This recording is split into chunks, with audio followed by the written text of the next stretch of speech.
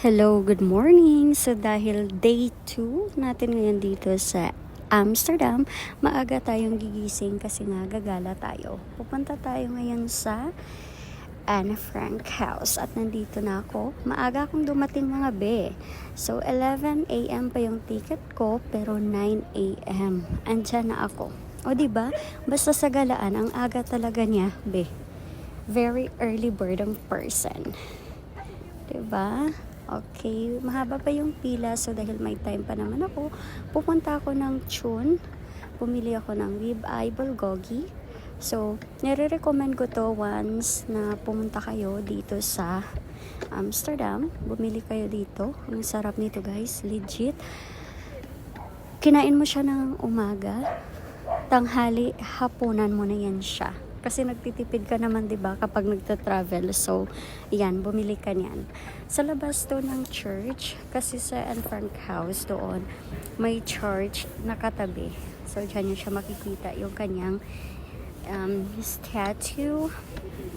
And then, videos na lang ako dito sa labas kasi hindi pwedeng mag-take ng photos or video doon mismo sa loob. Hindi siya allowed.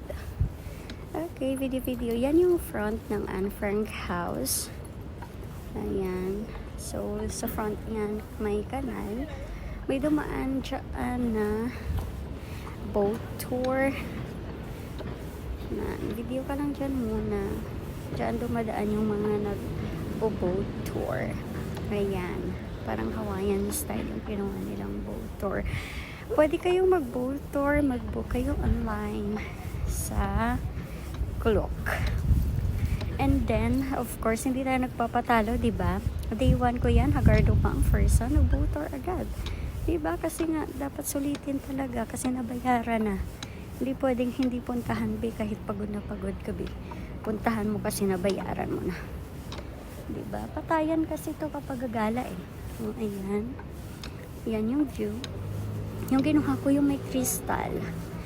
Mali pala yung ano ko. Kinuha kong tour. Dapat yung open. So kayo kapag kukuha.